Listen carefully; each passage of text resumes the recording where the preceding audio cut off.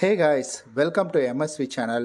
நான் உங்கள் விஸ்வநாதன். நம்ம இன்னைக்கு பார்க்க போகிறது என்னென்னா, ரொம்ப இன்ட்ரெஸ்டிங்கான ஒரு விஷயத்த ஒரு எக்ஸாம்பிளோட தெரிஞ்சுக்க போகிறோங்க. ரொம்ப முக்கியமான விஷயம். இந்த காலகட்டத்தில் நம்ம வாழ்கிறதுக்கு இது ரொம்ப யூஸ்ஃபுல்லாக இருக்கும். தயவு செய்து வீடியோவை ஸ்கிப் பண்ணாமல் பாருங்கள். இந்த ரியாலிட்டி, இந்த ப்ராக்டிக்கல் என்ன அப்படின்றத நம்ம தெரிஞ்சுக்கிட்டோம்னா கண்டிப்பாக நம்மளுடைய வாழ்க்கையை சரியான வழியில் நம்மளால் நகர்த்தி கொண்டு போக முடியும். அதனால் வீடியோ ஸ்கிப் பண்ணாமல் பாருங்கள். நீங்கள் நம்ம எம்எஸ்வி சேனலை சப்ஸ்கிரைப் பண்ணாமல் பார்த்துட்ருக்கீங்கன்னா மறக்காமல் சப்ஸ்கிரைப் பண்ணிவிட்டு பாருங்கள். அப்படியே கூட இருக்க பெல் பட்டனையும் ப்ரெஸ் பண்ணிக்கோங்க. அப்போ தான் நம்முடைய எம்எஸ்வியில் தினம்தோறும் போடக்கூடிய வீடியோக்கான நோட்டிஃபிகேஷன் உங்களுக்கு வந்து சேரும். இப்போ இருக்கிற காலகட்டத்தில் ரியாலிட்டி அப்படின்னு எடுத்துக்கிட்டிங்கன்னா நிறைய இருக்குங்க. இந்த ரியாலிட்டி அப்படின்றத நம்ம புரிஞ்சுக்கிட்டாலே போதும், நம்மளுடைய வாழ்க்கை பிரகாசமாக இருக்கும். ஆனால் இந்த ரியாலிட்டியை நம்ம புரிஞ்சுக்கிறோமா அப்படின்னு கேட்டிங்கன்னா கிடையாது. நிறைய பேர் இந்த ரியாலிட்டியை பற்றி தெரிஞ்சிக்காமல் இங்கே நிறைய பிரச்சனையிலும் நிறைய சிக்கல்களையும் மாட்டிக்கிறேன். நான் ஒரு படம் பார்த்தேன், அதில் ஒரு விஷயத்த சொல்லியிருந்தாங்க. அதை நான் வேற ஒரு மாடலில், வேற ஒரு மாடுலேஷனில் நான் உங்ககிட்ட பகிர்ந்துக்கிறேன். ஆனால் கண்டிப்பாக இதுக்கு நீங்கள் பதில் சொல்லியே ஆகணும். அந்த எக்ஸாமினேஷன் சொன்னதுக்கு அப்புறம், ஒரு எக்ஸாம்பிள் ரியாலிட்டி விஷயம் சொல்கிறேன்னு பார்த்தீங்களா, அந்த விஷயத்த சொன்னதுக்கப்புறம் நீங்கள் அப்படியே அதை ஸ்டாப் பண்ணிவிட்டு நீங்கள் கீழே கமெண்டில் போயிட்டு இது என்ன செய்யலாம் அப்படின்றத கமெண்ட் பண்ணும். ரொம்ப சிம்பிளாக தான், எஸ் ஆர் நோ அப்படின்ற மாதிரி தான் கேட்பேன். நீங்கள் ஒரு ட்ரெயினை ஓட்டிக்கிட்டு இருக்கீங்க. அந்த ட்ரெயினில் எல்லா விதமான கண்ட்ரோலும் உங்கள் கையில் இருக்குது. நீங்கள் உங்களுடைய வேலையை தொடங்கிறதுக்காக அன்றைய நாள் போகிறீங்க. அன்றைய நாளில் நீங்கள் அந்த வேலையை தொடங்கவும் ஆரம்பிக்கிறீங்க. ட்ரெயின் உங்களுடைய ஸ்டேஷனில் இருந்து எடுக்கப்படுது. அந்த எடுக்கிற ட்ரெயின் வேகமாக வந்துட்டு போயிட்டுருக்குங்க. ட்ராக்கில் பார்த்தீங்கன்னா வேகமாக போயிட்டுருக்கு. 2 ட்ராக் பார்த்தீங்கன்னா பிரியணும். ஒரு ட்ராக் வந்துட்டு நேராக போகும், இன்னொரு ட்ராக் பார்த்தீங்கன்னா லெஃப்ட் ஹேண்ட் சைடு போகும். இப்போ நேராக போகக்கூடிய ட்ராக்கில் கிட்டத்தட்ட ஒரு 20-30 பேர் அந்த ட்ராக் மேலே அமர்ந்து குடிச்சிக்கிட்டு இருக்கிறாங்க. அந்த ட்ராக்கில் இவங்க வந்துட்டு எவ்வளவுதான் ட்ரெயின் வந்துட்டு சவுண்டு எழுப்புனாலும் அவங்க அதை பெருசாக கண்டுக்காமல் அவங்க குடிச்சிட்டு இருக்காங்க. அவங்க யாருமே இந்த பக்கம் பார்க்கல. இவங்க அதாவது ட்ரெயின் வர்ற பக்கம் பார்க்காம ஆப்போசிட் சைடில் பார்த்துட்ருக்காங்க. அப்போ உங்களுக்கு பார்த்தீங்கன்னா லெஃப்ட் ஹேண்ட் சைடு ஒரு வழி திருப்ப முடியும். ஆனால் அந்த லெஃப்ட் ஹேண்ட் சைடில் ஒருத்தர் என்ன செய்கிறாருன்னா, அந்த ரோடை கிராஸ் பண்ணுறதுக்காக, அதாவது ரயில்வே ரோடை வந்துட்டு கிராஸ் பண்ணுறதுக்காக போகிறாரு. அப்படி இருக்கிற பட்சத்தில் நீங்கள் லெஃப்ட் எடுத்தீங்க அப்படின்னா, இந்த இடத்துல பாஸ் பண்ணிக்கோங்க. லெஃப்ட் எடுத்தீங்க அப்படின்னா கண்டிப்பாக இங்கே ஒருத்தரை வந்துட்டு நீங்கள் அடித்து தூக்கிடுவீங்க. இல்லை வேணாம் நேராகவே போகலாம் அப்படின்னு நினச்சிங்கன்னா அப்போ கண்டிப்பாக அங்கே இருக்கிற 20 பேரை நீங்கள் அடித்து தூக்கிடுவீங்க. நீங்கள் இல்லை, ட்ரெயின் வந்துட்டு அடித்து தூக்கிடும். அப்படி இருக்கிற பட்சத்தில் இந்த வீடியோவை இப்போ பாஸ் பண்ணிவிட்டு நீங்கள் லெஃப்ட் போவீங்களா இல்லை ஸ்ட்ரைட்டாக போவீங்களா அப்படின்றத மறக்காமல் கமெண்டில் சொல்லுங்கள். லெஃப்ட் போவீங்க அப்படின்னா எஸ் அப்படின்னு கொடுங்க. நீங்கள் ஸ்ட்ரைட்டாக போவீங்க அப்படின்னா நோ அப்படின்னு கொடுங்க.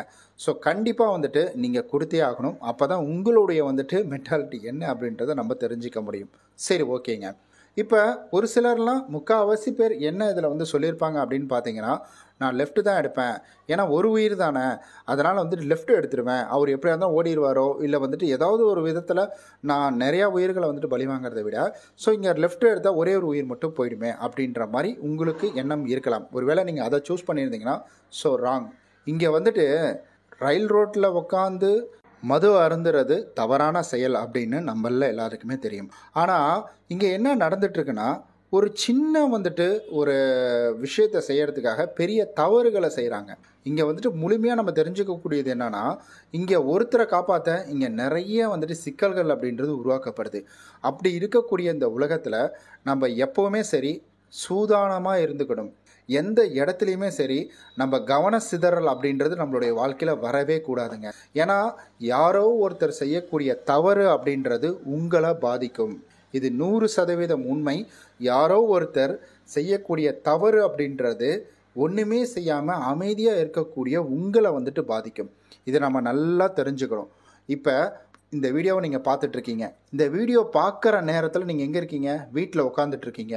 வீட்டில் வந்துட்டு உட்காந்துட்ருக்கிற நீங்கள் ஒருவேளை இந்த வீடியோவை பார்க்கலனா ஏஞ்சி வெளியில் போயிருக்கலாம், இல்லை உங்கள் அப்பா அம்மா கூட பேசியிருக்கலாம், இல்லைன்னா நீங்கள் செல்லில் உங்களோட ஃப்ரெண்டு கூட பேசியிருக்கலாம், இல்லைன்னா நீங்கள் வந்துட்டு வேறு எங்கேயாவது கூட கிளம்பி போயிருக்கலாம். ஏதாவது ஒரு விதத்தில் நான் உங்களை வந்துட்டு பாதிச்சிருக்கிறேன்னா உங்களுடைய லைஃப்பில் சம்மந்தப்பட்டிருக்கேன். அப்படின்னா கண்டிப்பாக யாரோ ஒருத்தர் எங்கேயோ செய்யக்கூடிய தவறுனால உங்களுக்கு பாதிப்பு அப்படின்றது ஏற்படும்.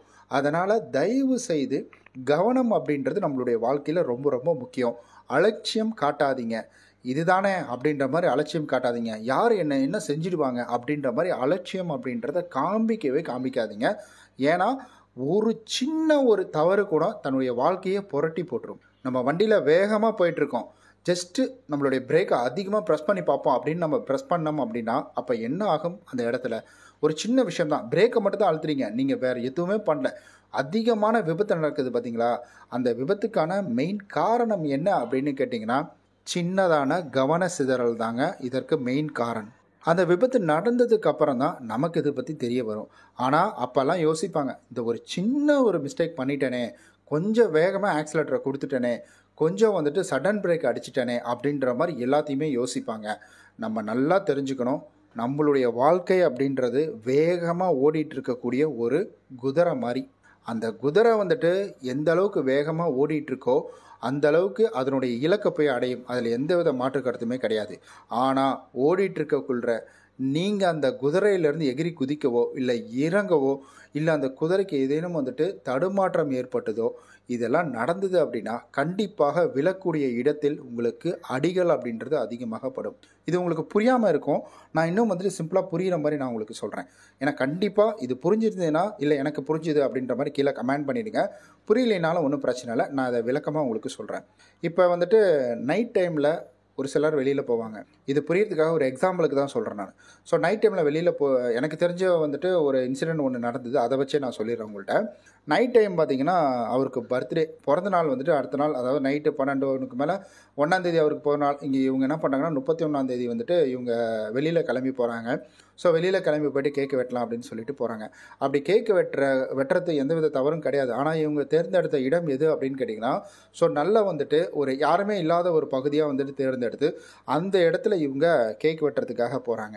இப்போ அதே பகுதியில் பார்த்திங்கன்னா நிறைய பேர் மது வந்துட்டு அந்த இடத்துல வந்துட்டு வராங்க. அந்த இடத்துல வந்து பேச்சுவார்த்தை போயிட்டுருக்கக்குள்ள பிறந்த நாள் நாங்கள் இங்கே வந்து கேக்கு வெட்ட வரோம் அப்படின்னு வந்து அப்படி சொல்லக்குள்ள பார்த்தீங்கன்னா எங்களுக்கு கொஞ்சம் கேக்கு கொடுங்களேன் அப்படின்னு வந்துட்டு அவங்க கேட்க, இல்லை சார் 12 தான் நாங்கள் வந்துட்டு கேக்க வெட்டுவோம் அப்படின்னு அவங்க இப்போ இப்படியே பேச்சுவார்த்தை போக போக போக நீ கேக்கு கொடுக்கறதுக்காக நான் வெயிட் பண்ணோம் அப்படின்னு போதையில் இருந்தவங்க ஸோ சண்டை போட ஆரம்பிச்சிட்டாங்க. இந்த கோவத்தில் என்ன ஆச்சுன்னா வாய் தகராறு அப்படின்றது கை தகராறாக மாறிடுச்சு. இந்த கை தகராறு அப்படின்றது பார்த்திங்கன்னா பெரிய பிரச்சனையில் போய் முடிஞ்சிருச்சு. அவங்க அடிக்க இவங்க அடிக்கன்னு சொல்லிட்டு அது பெரிய பிரச்சனையாக போய் அது முடிஞ்சிருச்சு. ஸோ அதை ஓரளவுக்கு சரி பண்ணிட்டாங்க. யார் தப்பு பண்ணாங்களோ அதை மது போதையில் வந்தவங்கள பிடிச்சி வச்சுட்டாங்க. ஸோ அது வேறு விஷயம். இது எல்லாருக்குமே இதே மாதிரி வந்துட்டு ஒரு தகராறோடு முடிஞ்சிருமா அப்படின்னு கேட்டிங்கன்னா கிடையாது. இப்போ இதற்கான வாய்ப்புகள் அந்த இடத்துக்கு போனால் தப்பு இருக்கும், அந்த இடத்துல இந்த மாதிரி ஆட்கள் வந்து சுற்றிட்டு இருப்பாங்க அப்படின்றது நமக்கு நல்லாவே தெரியும். அது இருந்தும் அந்த இடத்துக்கு நம்ம போகிறோம். அப்போ இவங்கெல்லாம் பண்ணுறது வந்துட்டு சரியா அப்படின்ற கேள்வி உங்களுக்குள்ளே வரும். ஒரு பழமொழி கண்டிப்பாக நீங்கள் கேள்விப்பட்டிருப்பீங்க, துர்ச்சனை கண்டால் தூர விலகு அப்படின்னு வந்து சொல்லியிருப்பாங்க. அப்படி இருக்கக்குள்ள இந்த நேரத்தில் நம்ம அங்கே போகிறது அப்படின்றது நம்ம தவறே இல்லைனாலும் அந்த இடத்துல இது போன்றவங்க இருக்கிறாங்க அப்படின்னா அந்த இடத்துக்கு நம்ம போகாமலே இருந்துட்டா அந்த இடத்துக்கு நம்ம வந்துட்டு வேறு இடத்த தேர்ந்தெடுத்து போகலாமே. நம்ம வந்துட்டு ஒரு டீ ஷாப் போகலாம், அப்படி இல்லைன்னா நம்ம வந்துட்டு ஒரு டிஃபன் சென்டர் போகலாம், ஸோ வந்துட்டு நைட்டு டின்னருக்கு போகலாம். ஸோ இந்த மாதிரி வந்துட்டு நல்ல ஆள் நடமாட்டம் இருக்கக்கூடிய இடத்துக்கு அவங்க போயிருக்கலாம். அவங்க என்ன பண்ணிட்டாங்கன்னா தேர்ந்தெடுத்த இடம் தப்பு, கொண்டாடக்கூடிய நேரம் வந்துட்டு தவறுன்னு நம்ம சொல்ல முடியாது. ஏன்னா எந்த நேரத்தில் யார் என்ன வேணால் செய்யலாம், அது அவர்களுடைய உரிமை. ஆனால் நம்ம எடுக்கக்கூடிய முடிவை சரியாக யோசித்து சரியான முறையில் எடுத்தோம் அப்படின்னா அப்போ கண்டிப்பாக நம்மளுடைய வாழ்க்கை அப்படின்றது மாறும். இது ஒரு சின்ன ஒரு எக்ஸாம்பிளுக்காக சொன்னது தான். நம்மளுடைய பிஸ்னஸாக இருந்தாலும் சரி, ஒரு அலட்சியம் காட்டுறது, நம்ம செய்கிற வேலையாக இருந்தாலும் சரி, அடப்போடா நாளைக்கு பார்த்துக்கலாம் அப்படின்ற மாதிரி ஒரு அலட்சியம் காட்டுறது, இது போன்ற அலட்சியம் அப்படின்றத காமிக்காதீங்க. அதே போல் உறவில் கூட என்ன எங்கே போகிறாவ இங்கே தான் இருப்பா அப்படின்ற மாதிரி ஒரு அலட்சியம் காட்டுறது, என்னப்போ அதெல்லாம் ஒன்றும் இல்லை தலைவலி தானே அதெல்லாம் நல்லாயிடும் அப்படின்ற மாதிரி ஒரு அலட்சியம் காட்டுறது நாளைக்கு அது பெரிய ஒரு ப்ராப்ளத்தில் கொண்டு போய் வைக்கும். நம்ம ஒவ்வொரு விஷயத்தையும் ரொம்ப சீரியஸாக எடுத்துக்கணும் அப்படின்ற அவசியம் கிடையாது. அது மேலே கொஞ்சம் கேர் பண்ணாலே போதுமான விஷயம். ஸோ கொஞ்சம் கேரிங் அப்படின்றது நம்மளுடைய லைஃப்பில் ரொம்ப ரொம்ப இம்பார்ட்டன்ட். ஓகே நண்பர்களே, இதை தான் நான் உங்ககிட்ட பகிர்ந்துக்கணும்னு ஆசைப்பட்டேன். பகிர்ந்துக்கிட்டேன். எந்த அளவுக்கு இருந்தது அப்படின்றத மறக்காமல் கமெண்ட் சொல்லுங்கள். நரேட்டிங் எப்படி இருந்தது அப்படின்றத ஓரளவுக்கு தடுமாற்றமாக தான் இருக்கும்னு நினைக்கிறேன். ஏன்னா 2 நாளாக வந்துட்டு சரியாக தூங்கலை, வேலை கொஞ்சம் அதிகம், ட்ராவலிங் அதிகம், அதனால் தூங்காதனால அப்படி இருக்கும்னு நினைக்கிறேன். நெக்ஸ்ட் வீடியோவில் இன்னும் கொஞ்சம் பெட்டராக நான் மேக் பண்ணி கொடுக்குறேன். நம்ம நாளைக்கு இது போல் நல்ல சூப்பரான வீடியோவில் சந்திக்கலாம்.